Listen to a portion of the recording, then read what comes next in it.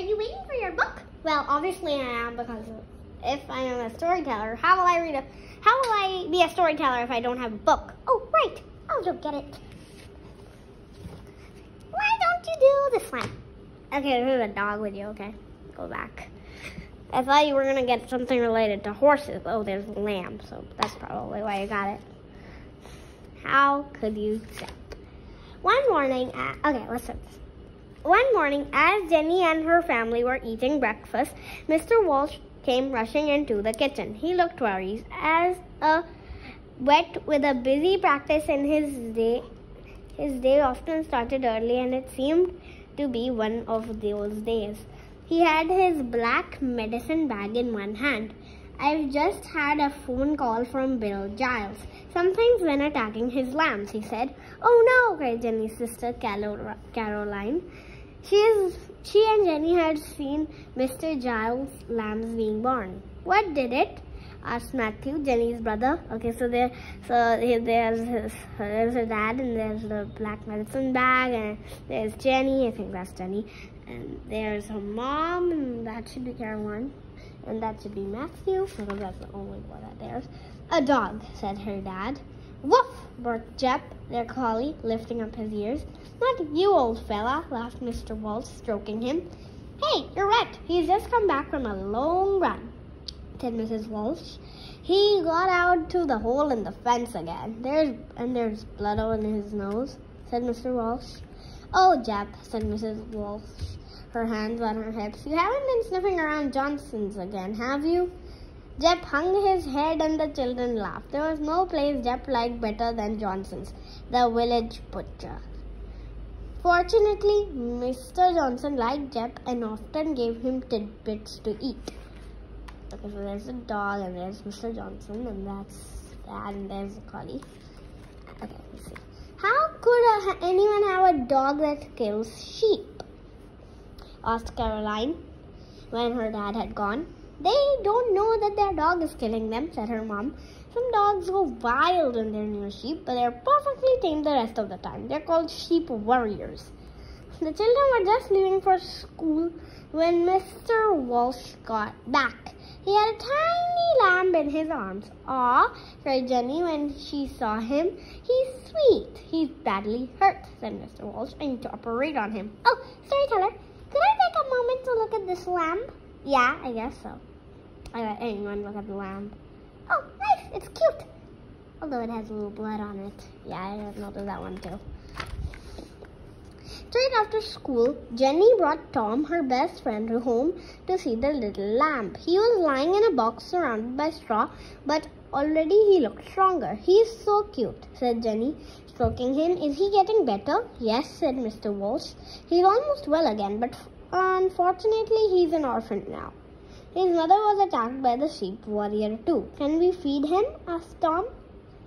Of course, said Jenny's dad. I'll get a bottle. Just then the phone rang. Mrs. Walsh popped her head round the door. It's Frank Smith, she said. Something's been attacking his sheep now. Oh dear, cried Jenny. That's not all, said Mrs. Walsh. I think you'd better come and talk to him.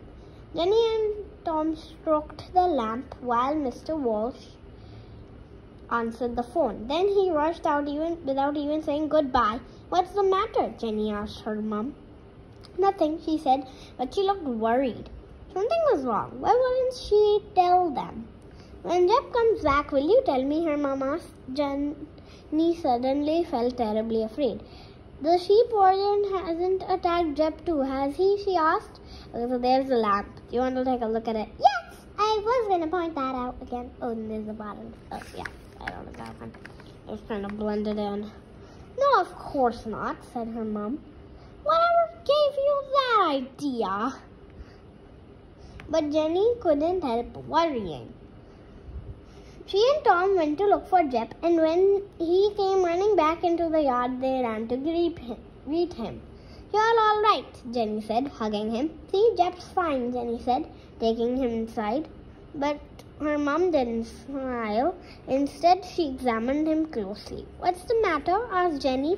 Jep shouldn't keep getting out, said her mom. I know he only runs over the fields, but he must stay inside from now on. How will he eat from Johnson's then?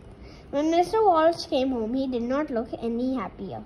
1 sheep killed, he said, and 3 injured. And then he and Miss Walsh went into the lounge, shut the door, and started whispering. Just then there was a loud knock on the door. Jenny answered it. It was Mr. King, the neighbor, but he wasn't smiling as he usually did. I need to see your dad, he told Jenny. Urgently! Mr. King joined Jenny's mom and dad in the lounge. Jenny and Tom could hear him talking angrily. When Mr. King finally left, Mr. Walsh called Jenny into the lounge. He put his arm around her. I've got something very sad to tell you, he said. It seems that Jep is the one who has been attacking the sheep in a way. No, cried Jenny, so loudly that Caroline and Matthew came rushing down to see what the matter was. Actually, even she is saying no, because that's no way. I mean, he's staying inside. Mr. Walsh explained to them all how Mr. Smith and Mr. King had both seen Jep with the sheep when they'd been attacked. And he did come home with blood on his nose this morning. Yep, that is a point. But I surely do like that dog, said Mrs. Walsh. It wasn't Jep. It can't have been, cried Jenny. She ran to Jep and flung her arms around his neck. He's too gentle. He never hurt anything, she said. And Tom, Caroline, and Matthew all agreed with her. Actually, I think these children are going in the right thing. They all saw him, said Mr. Walsh. It must be a dog that looks like him, cried Matthew. Nope, said Mr. Walsh quietly. There was blood on his nose again tonight. As a vet, I have to set an example to other dog owners, said Mr. Walsh. He'll have to be put down. No, cried Jenny. She flung up to her room and flung herself on the bed. Actually, I think that's random. She couldn't bear it if Jep died. Her mom and dad came to talk to her, but Jenny could not be consoled. She knew that Jep wouldn't harm any sheep. She had to save him. The next morning, Jenny got up early and went to see Jep. Sensing that something was wrong, he did not bound over to greet her as usual. Can we take him for a walk before breakfast? She asked her dad. Please, he deserves one last walk. All right, said Mr. Walsh, but he must stay on a lead. It was a beautiful day. Once he was outside, Jep brightened up. He pulled on the lead and Jenny ran with him, leaving her dad behind. As soon as they were far enough ahead, she slipped the lead off him. Go on, Jep, she cried. Jep turned around at her, turned and looked at her with a puzzled look on his face. Go, Jenny cried. Run as fast as you can and don't come back. Jep stared at her with his big brown eyes. Oh, go, Jep, you stupid dog, shouted Jenny, tears streaming down her face. Don't you see I'm trying to save you? Run. And there's the dog. He's like, what? Put down. Just for a moment, Jep stood there, and then he ran. Jenny flopped down on the ground, crying. She'd done it. Jenny, cried her dad, running up. What's the matter? Did you fall? Stop crying and tell me what happened. Oh, this is the worst part of the story. I did not know this was such a horrible, terrifying story for little animals. Yeah, I guess you shouldn't have had this one. But Jenny couldn't stop. Jep had gone. And then she heard a terrible noise. The sheep in the next field were all bleating very loudly. God, this thing is all about sheep. Mr. Walsh and Jenny both looked over the hedge in alarm. The sheep were racing all over the sheep field, and there running after them was a black and white dog, Jep. And since there are so many sheep that I've forgotten what are they written.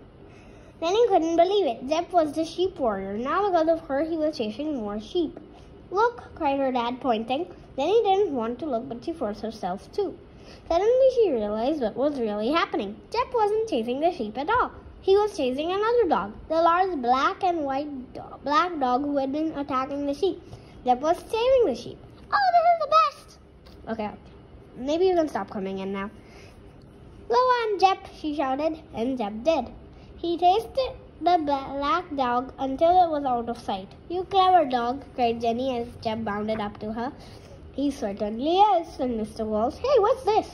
He frowned as Jeb licked a wound on his leg.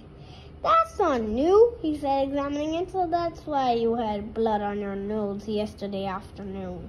And you really had been to Johnson's in the mornings, laughed Jenny. She hugged Jeb. I never doubted you, Jeb. I knew you weren't bad. I do love you. And Jeb gazed at her out of his big brown eyes as though to say he loved her too. And that was the end. If you didn't even understand the story, you want a few bits of understanding here.